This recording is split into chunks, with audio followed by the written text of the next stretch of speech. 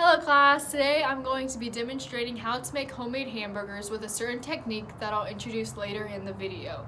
During these times, it's hard, nearly impossible to get together and have a nice barbecue with family and friends like we used to before. These hamburgers will definitely have you reminisce and feel nostalgic about the times pre-COVID. With its great flavor and quick to prepare, you'll definitely feel more at home and more comfortable making it in your own kitchen without having the need to prepare a big meal. I believe that I am a credible source because I make this for my family at least twice a week and it always comes out the same, and I've learned this recipe from a cookbook that has been passed on from my family. I'm very excited to show you guys how to make these hamburgers because they have flavor, seasoning, and they're very easy to prepare. So let's get started. So for the ingredients, you're going to need fresh ground meat, eggs, 1.5 cups of breadcrumbs, 3 tablespoons of white onion, 3 tablespoons of garlic powder, salt and pepper, and hamburger buns. We're going to go ahead and put the ground meat in our big bowl, and you're going to go ahead and crack 2 eggs with the ground meat.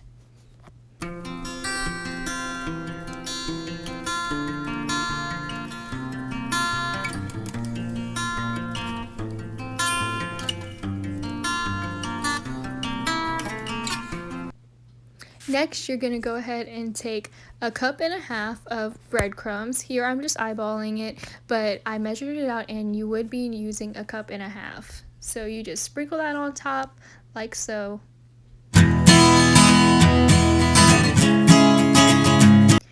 Next, we're going to take 3 tablespoons of white onion, sprinkle that on top.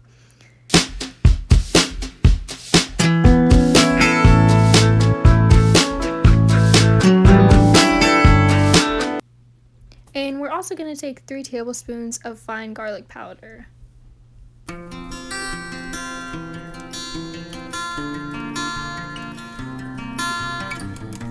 Next, you're going to add salt and pepper. I typically like to use around a tablespoon, and here I'm just eyeballing it because I'm so used to making it all the time, but these are the exact measurements that you would need.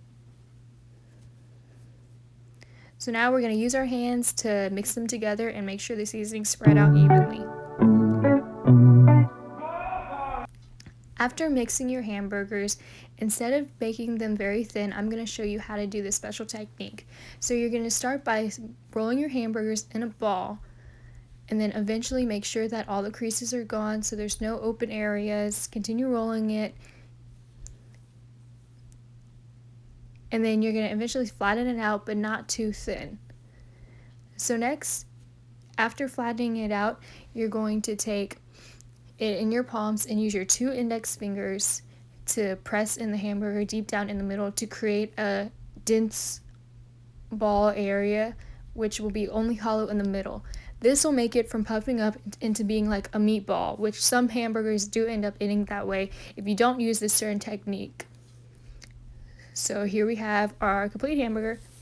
So I am using a Ninja Foodie, but of course if you don't have one of these, you could use a cast iron skillet or just a normal pan over your stove, and you're going to want to preheat it and put it on the heat of your desired choice.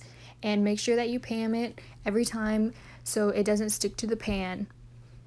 And next we can go ahead and add our hamburger. You can place it on medium heat if you don't have one of these.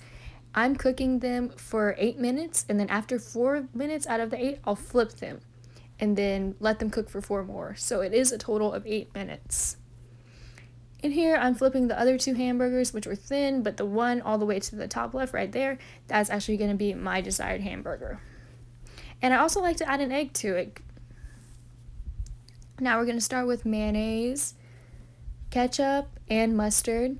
But you can use whatever condiments you like. You can really customize this however you like how I'm adding an egg to it. It's just because Walk-On's adds an egg to theirs, so I like how it tastes. And here we have our hamburger. You can see it's not a meatball, and I'm placing the egg right on top.